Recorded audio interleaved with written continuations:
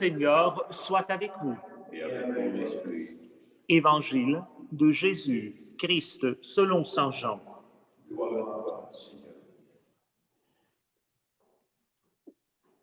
En ce temps-là, Jean le Baptiste se trouvait avec 2 de ses disciples. Posant son regard sur Jésus, qui allait et venait, il dit: « Voici l'agneau de Dieu. » Les 2 disciples entendirent ce qu'il disait et ils suivirent Jésus.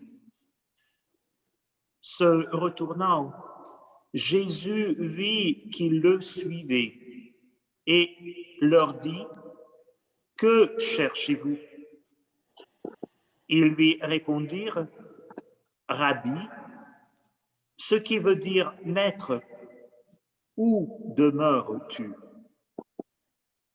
Il leur dit: « Venez et vous verrez. » Ils allèrent donc. Ils virent où il demeurait et ils restèrent auprès de lui ce jour-là. C'était vers la 10e heure, environ 4 heures de l'après-midi. André, le frère de Simon-Pierre, était l'un des 2 disciples qui avaient entendu la parole de Jean et qui avaient suivi Jésus. Il trouve d'abord Simon, son propre frère, et lui dit: « Nous avons trouvé le Messie », ce qui veut dire Christ. André amena son frère à Jésus. Jésus posa son regard sur lui et dit: « Tu es Simon, fils de Jean. Tu t'appelleras Képhas, ce qui veut dire Pierre. » Acclamons la parole de Dieu. Louange à toi, Seigneur Jésus-Christ.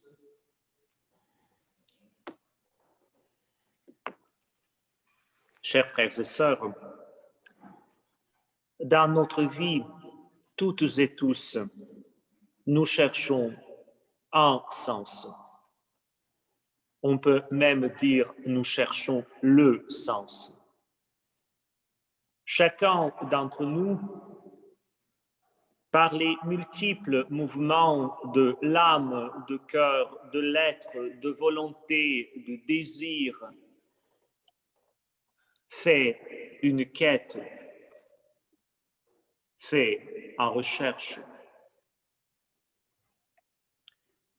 Et nous remarquons dans l'Écriture, dans la parole de Dieu que nous lisons et que nous entendons aujourd'hui, que l'être humain cherche Dieu, cherche ce ou celui qui dépasse infiniment l'être humain. Mais simultanément, Dieu cherche l'être humain de toute éternité. Déjà dans le premier livre de l'Écriture, dans le livre de la Genèse, il y a cette parole de Dieu qui retentit à travers des siècles. Où es-tu, l'être humain? Dans la première lecture que nous avons entendue aujourd'hui, Dieu appelle jeune Samuel. Alors ces 2 mouvements se rencontrent. Mais très souvent dans notre vie, ça commence par aussi notre recherche. L'évangile de Jean nous invite à quitter toute attitude passive dans le rapport avec Dieu. Il faut chercher Dieu. Il faut se mettre en route. Il ne s'agit pas juste être assis et attendre. Nous sommes invités à explorer, écouter, fréquenter d'autres chercheurs de Dieu. L'Évangile de Jean nous dit que les disciples de Jésus, André et un autre disciple, d'abord, ils étaient les disciples de Jean le Baptiste. C'est peut-être pour nous dire que très souvent dans notre vie, avant d'arriver à cette rencontre personnelle, profonde avec Jésus-Christ, nous avons d'autres maîtres. Nous avons fait plein de recherches. Nous avons suivi d'autres voies et nous avons écouté d'autres manières de percevoir la réalité. Et en même temps, l'évangile de Jean nous dit que Jésus allait et venait quand Jean-Baptiste le désigne comme l'agneau de Dieu. La révélation de Dieu, l'épaisseur de cette révélation, Jésus-Christ, était toujours là. Il est toujours là dans notre vie. Il va et il vient. Nous sommes invités à prêter l'attention à un regard posé, à une parole prononcée. Et quand nous prêtons ce regard, nous pouvons remarquer où pointent les profondeurs du doigt de nos maîtres. Alors nous sommes interpellés. Nous suivons Jésus sans encore comprendre qui il est, comment il est. Et Jésus prête attention à nous. Et il nous interpelle. Il nous pose cette question simple que les disciples entendent dans l'évangile de Jean. Que cherchez-vous? C'est une question d'une simplicité remarquable et d'une profondeur radicale et abyssale. Pendant quelques instants, posons-nous, faisons silence au plus profond de notre cœur et écoutons, entendons cette parole de Jésus. Que cherchez-vous? Que cherchez-vous? Dans notre vie, nous pouvons chercher plusieurs choses ou plusieurs êtres. Toutefois, il me semble que quand Jésus nous pose cette question, parce qu'il la pose non pas seulement aux disciples dans l'évangile que nous avons entendu, cette question, Jésus pose à nous aujourd'hui, que cherchez-vous? Il ne s'agit pas juste d'étaler devant lui la rangée de nos multiples besoins, attentes, désirs, si bonnes ou moins bonnes, ou si contradictoires et différentes soient-elles. Il s'agit bien de lui confier ce qui nous habite au plus profond.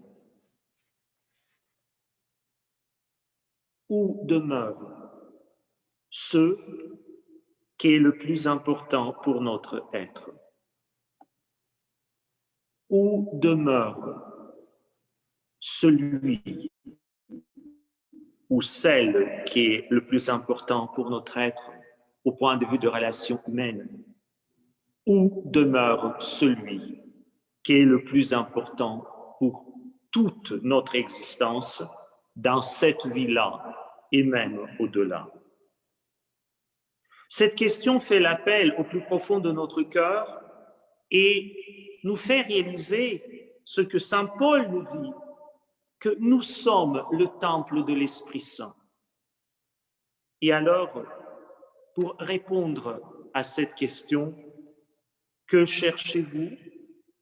Nous sommes invités à invoquer l'Esprit Saint pour qu'il vienne nous éclairer et alors poser la question à Jésus ou peut-être à notre prochain. Où demeures-tu? La réponse de Jésus est simple. Il dit, venez et vous verrez. Jésus ne dit pas, allez à la bibliothèque d'une telle université et trouver un tel ouvrage qui parle où demeure Jésus-Christ ou où demeure Dieu. où demeure mon prochain. Jésus ne donne pas l'explication théorique, il ne propose pas un système, il invite les disciples de le suivre, partager avec lui un temps et un espace. C'est précisément ça, partager un temps et un espace avec Jésus, que nous fait découvrir où demeure Jésus et plus profondément qui Jésus est. Et probablement une manière très simple à comprendre et à vivre cela, tout simplement, au milieu de nos diverses occupations et de nos agendas bien remplis, de donner du temps à Jésus. Chacun et chacune d'entre nous, nous pouvons donner du temps à Jésus. Un des lieux privilégiés pour donner ce temps, c'est la lecture des évangiles, la lecture de l'Écriture sainte. Ce n'est pas le seul lieu, mais c'est un lieu privilégié. Pour être le reflet de Jésus, pour être imprégné de l'esprit de Jésus, nous sommes invités à fréquenter Jésus. Ce qui nécessairement va découler de cette fréquentation et qui atteste même l'authenticité de cette rencontre, ce sont les œuvres de la charité et de solidarité qui sont appelées d'être l'incarnation de la présence vivifiante de Jésus dans notre quotidien. Mais nous sommes invités toutefois à fréquenter Jésus dans l'écoute de l'Écriture, dans le silence et la prière, ce qui est indispensable pour une vie chrétienne authentique. Et en étant enracinés dans cette fréquentation intime, nous sommes capables de chercher et en plus de trouver les autres pour leur dire ou plus précisément, celui que nous avons trouvé. Ce qui est intéressant dans le récit évangélique, c'est que la véritable trouvaille de Dieu ne s'avère pas être un système intellectuel ou une théorie démontrable. Nous découvrons que la vraie trouvaille de Dieu et de l'être humain, c'est une possibilité de mise en relation avec Dieu et les uns avec les autres. Grâce à une telle trouvaille, chacun et chacune d'entre nous, nous recevons notre véritable nom, notre appel et notre vocation dans la vie. Il s'agit juste, comme Samuel, dire « Parle, Seigneur, ton serviteur, ta servante écoute. » Et Dieu, qui s'est fait être humain, nous dit « Tu t'appelleras. » Et il nous révèle, il nous guide à travers tous les pas de notre vie. La demeure de Dieu nous révèle notre demeure et le sanctuaire le plus intime de tout être humain, de chaque personne humaine que nous rencontrons sur notre vie. Amen.